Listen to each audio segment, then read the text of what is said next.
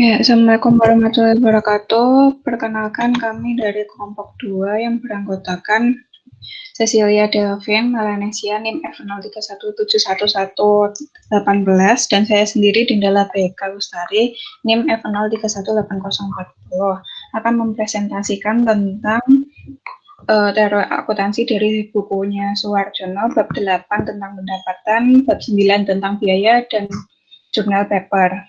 Langsung saja ke bab 8, yaitu tentang pendapatan.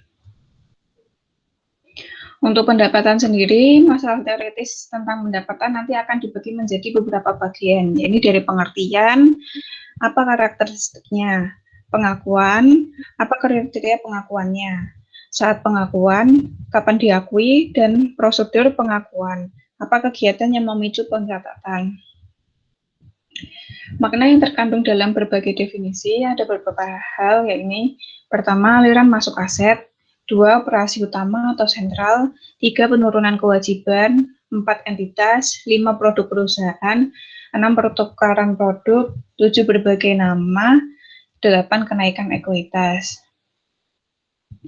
Pendapatan versus utang.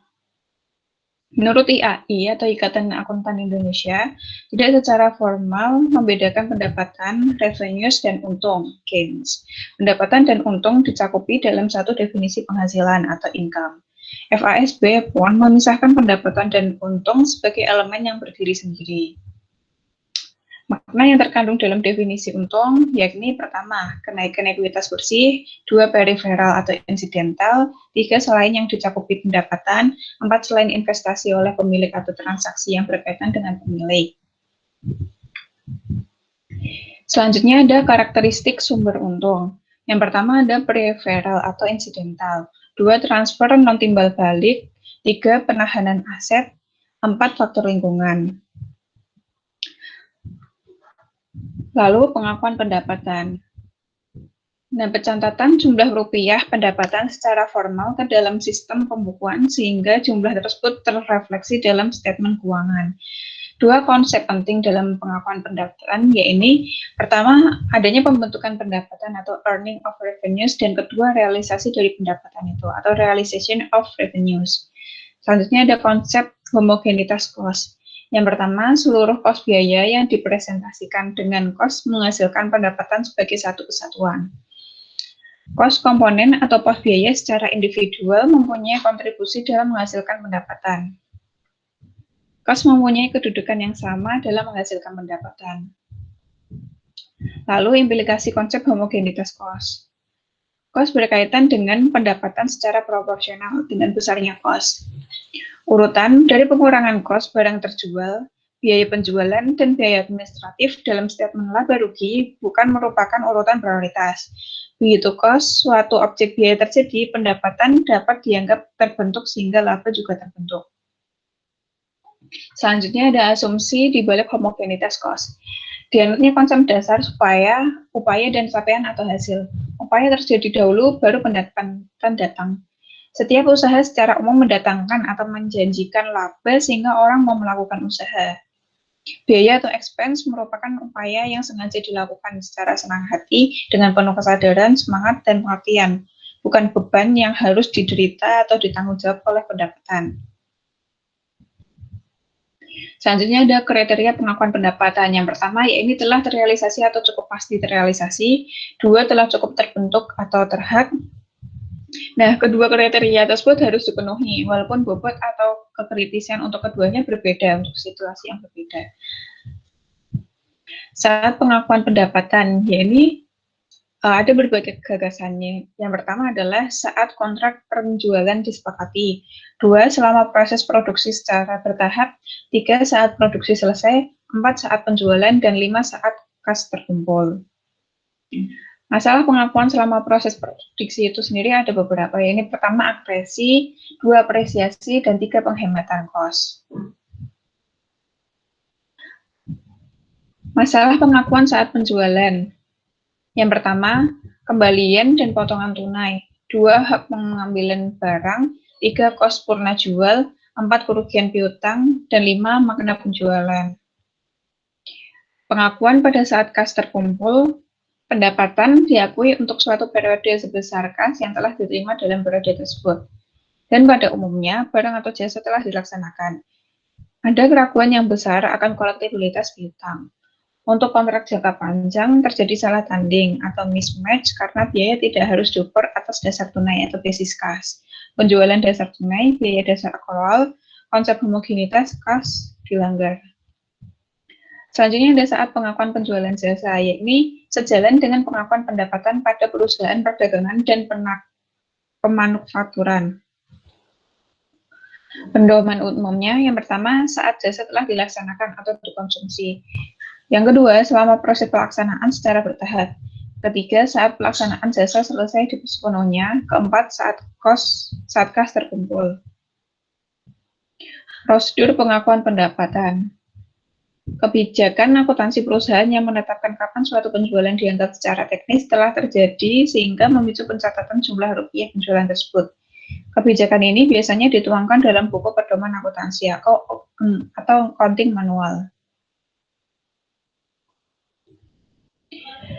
Selanjutnya bab 9 yang akan dijelaskan oleh Cecil.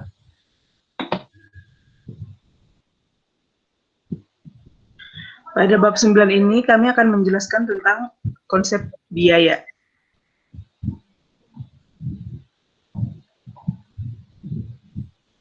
Masalah teoritis tentang biaya yaitu biaya berkaitan erat dengan penelusuran kos pada tahap pembebanan. Kos harus dipecah menjadi bagian yang belum habis atau unexpired, yang melekat pada aset dan bagian yang dibebankan ke periode sebagai biaya atau expired. Untuk mengukur laba yang tepat, pendapatan harus ditandingkan dengan biaya secara ekonomik telah menghasilkan pendapatan tersebut.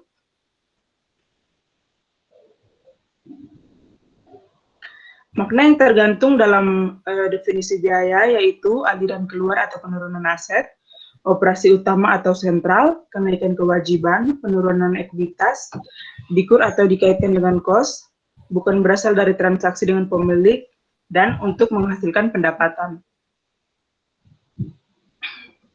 Aliran fisik atau moneter. FASB memaknai biaya sebagai kejadian fisik karena tidak terjadi akibat penyerahan barang atau jasa. Pada tahun 1990 memaknai biaya sebagai kejadian moneter yaitu perubahan atau penurunan nilai aset, kewajiban, dan ekuitas. Biaya merupakan aliran moneter. Memasukkan periode sebagai takaran pengukuran biaya.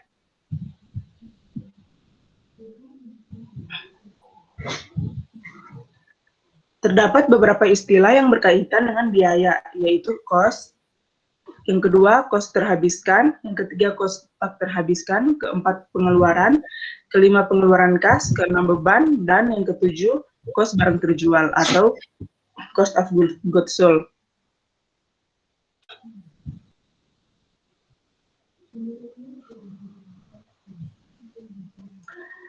Selanjutnya, biaya versus rugi.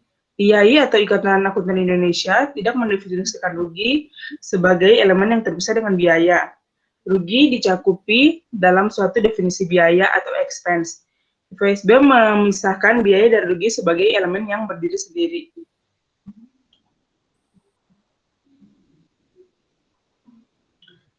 Makna yang terkandung dalam definisi rugi. Seperti halnya untung, argumen diajukan untuk menjawab perlu atau tidaknya biaya dibedakan dengan rugi. FASB memfokuskan pengertian biaya hanya untuk penurunan aset yang berkaitan dengan operasi utama atau sentral. Namun tidak berarti bahwa penurunan aset tidak berkaitan dengan operasi utama, lalu diklasifikasi menjadi non-operasi. Ada 4 karakteristik dari sumber rugi, yaitu peripheral atau incidental, transfer non timbal balik, penahanan aset, dan faktor lingkungan.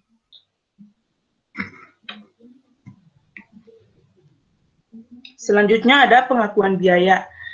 Pencatatan jumlah rupiah biaya secara formal ke dalam sistem pembukuan sehingga jumlah tersebut terrefleksi dalam statement keuangan. Terdapat beberapa kriteria pengakuan biaya yaitu konsumsi manfaat, yang kedua lenyapnya manfaat, dan yang ketiga keterhabisan kos.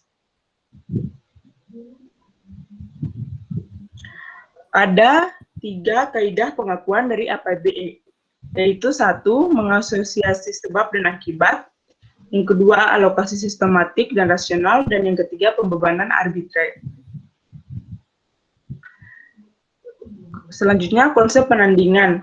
Untuk mendapatkan laba periodik yang bermakna, pendapatan yang diakui untuk suatu periode harus ditandingkan atau diasosiasi dengan biaya yang dianggap telah menghasilkan pendapatan tersebut.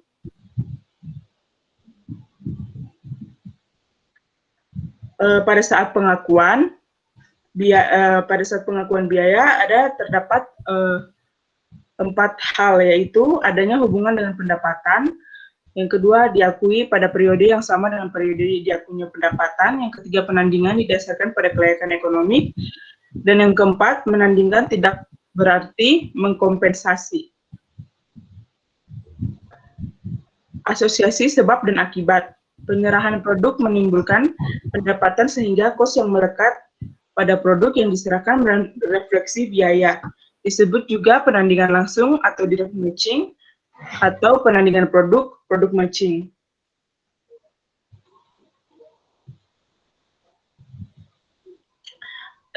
Ada beberapa masalah yang berkaitan dengan penandingan produk, yaitu identifikasi kos produk, produk usang atau musiman, barang rusak, identifikasi kos non-produk, biaya antisipasian, dan imputasi pendapatan.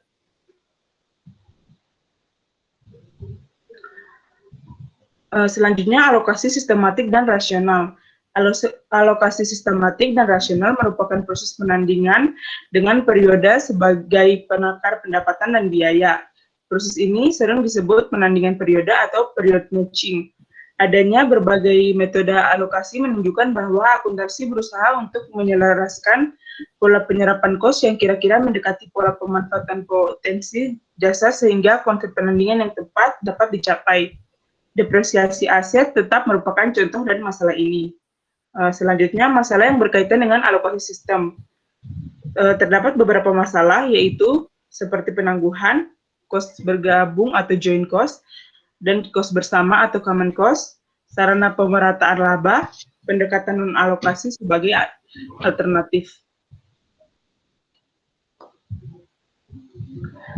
Selanjutnya, terdapat 3 masalah dalam penangguhan kos, yaitu yang pertama, alokasi sistematik tidak hanya dilakukan antar objek, tetapi juga antar periode. Yang kedua, pada prinsipnya, semua kos merupakan beban tangguhan. Dan yang ketiga, diperlukan kriteria penangguhan yang jelas. Selanjutnya, pendekatan non-alokasi. Pendekatan ini dikemukakan oleh Arthur L. Thomas pada tahun 1987. Terdapat 3 syarat alokasi, yaitu ketertambahan, yang kedua ketergantungan, dan yang ketiga ketertahankan. Terdapat beberapa sanggahan terhadap argumen dari Thomas, yaitu yang pertama, objektivitas akuntansi bersifat relatif. Yang kedua, kelayakan ekonomi cukup menjadi basis alokasi. Yang ketiga, alternatif terhadap penandingan sebab akibat. Yang keempat, adanya berbagai metode akan mendorong penyajian yang paling menggambarkan realitas perusahaan. Yang kelima, metode alokasi tetap valid bila tidak dapat dibuktikan sebaliknya atau prinsip ketersalahan. Selanjutnya ada pembebanan arbitrer. Penandingan arbitrer tidak selalu berkaitan dengan pengakuan rugi. Kos suatu potensi jasa akan segera diakui sebagai biaya atau rugi kalau terbukti bahwa manfaat ekonominya menjadi lenyap atau berkurang. Dalam hal biaya, berkurangnya manfaat ekonomis disebabkan pada umumnya pemakaian atau pemanfaatan potensi jasa dalam rangka menghasilkan pendapatan. Dalam hal rugi, berkurangnya manfaat disebabkan oleh hal-hal perihal dan insidental terhadap proses memperoleh pendapatan. Terdapat beberapa masalah penandingan pos-pos tertentu. Masalah teoritis yang dibahas dalam masalah penandingan adalah sediaan, fasilitas fisik, tanah, sumber alam, dan aset tak terwujud.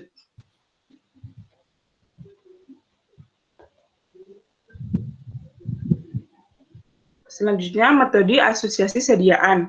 Metode asosiasi atau asumsi aliran kos yang telah dikenal adalah sebagai berikut. Yang pertama, identifikasi khusus. Yang kedua, masuk pertama keluar pertama atau MPKP. Yang ketiga, rata-rata berbobot. Yang keempat, sediaan normal.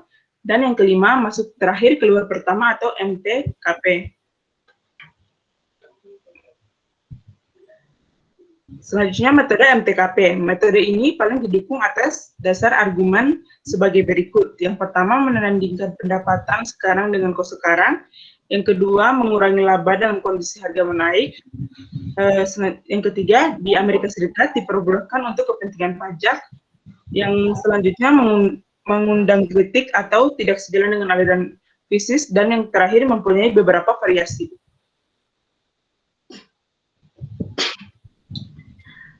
Asosiasi fasilitas bisnis. Ada beberapa variasi istilah untuk hal ini, yaitu aset tetap terwujud, aset berwujud, aset operasi, aset berumur panjang, aset jangka panjang, tanah, bangunan, dan perlengkapan, dan fasilitas bisnis.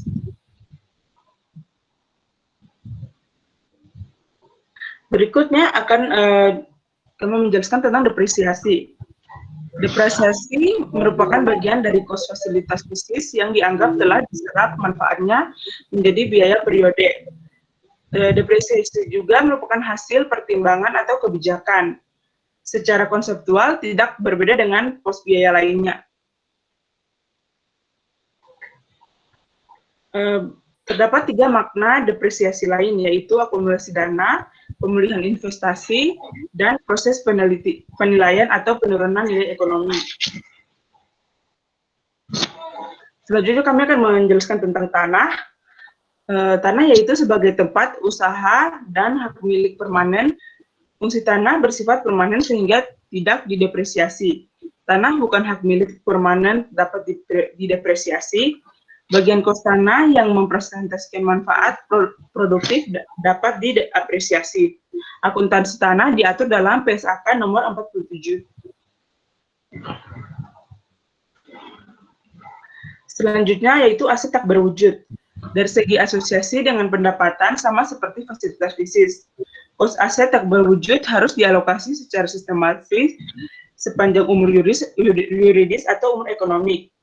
Umur ekonomik lebih unggul atau layak untuk mengamortisasi aset tak berwujud daripada umur yuridis. Selanjutnya goodwill. Goodwill melekat pada perubahan secara keseluruhan atau melekat pada atribut spesifik. Kos organisasi permanen atau perlu didepresiasi.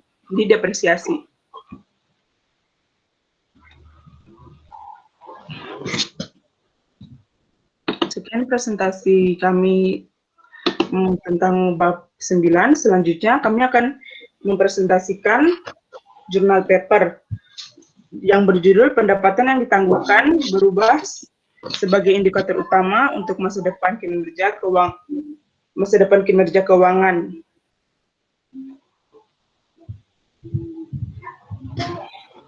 Tujuan dari paper ini adalah untuk menyelidiki apakah perubahan pendapatan ditangguhkan dapat berfungsi sebagai indikator utama untuk perusahaan yang terdaftar di Cina pasar saham, dan apakah Cina pelaku pasar dapat dengan tepat memasukkan implikasi kinerja masa depan dari perubahan pendapatan yang ditangguhkan. Selanjutnya, temuan pada paper ini, penulis menemukan bahwa perubahan pendapatan yang ditangguhkan berhubungan positif dengan 2 tahun ke depan. Pertumbuhan penjualan, margin laba kotor, margin laba, dan laba atas aset. Menunjukkan bahwa perubahan pendapatan ditangguhkan dapat berfungsi sebagai indikator utama yang valid untuk kinerja keuangan masa depan. Para penulis juga menemukan bahwa investor Cina cenderung mengurangi implikasi kinerja masa depan dari perubahan pendapatan yang dapat ditangguhkan.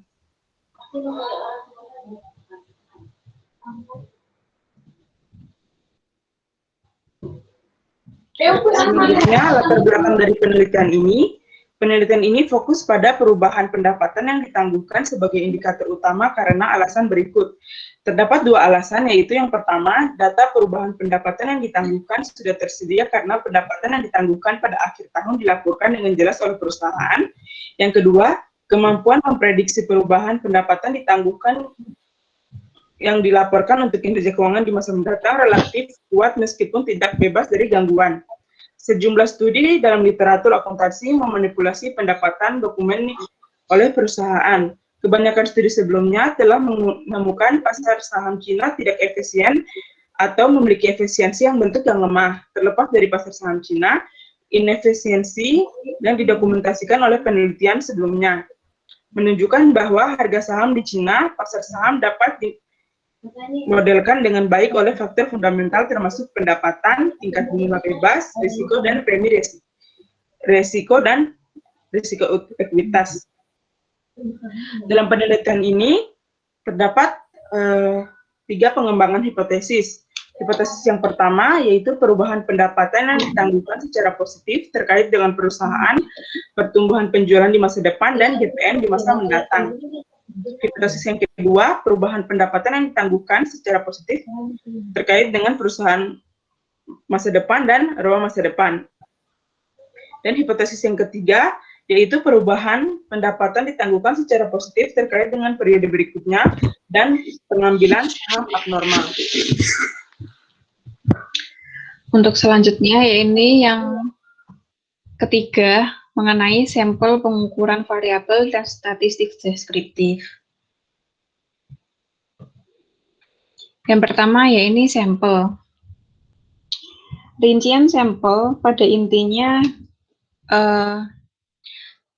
dilaporkan pada tabel 1 khususnya sebagian besar perusahaan sampel berasal dari industri manufaktur Cina, grosir dan eceran, dan juga realty.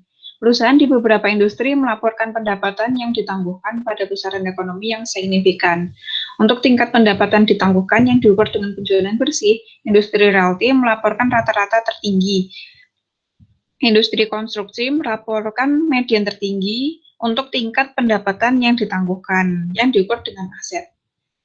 Untuk pengukuran variabelnya, ini variabel yang digunakan meliputi pertumbuhan penjualan berupa GPM, PM, dan ROA untuk 2 tahun ke depan.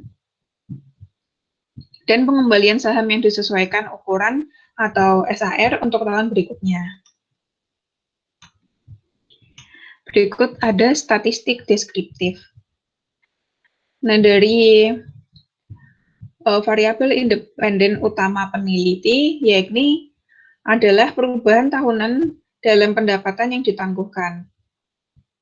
Dari penelitian sebelumnya, mengukur perubahan pendapatan yang ditangguhkan dengan aset rata-rata dalam model regresi untuk ROA dan pengembalian saham.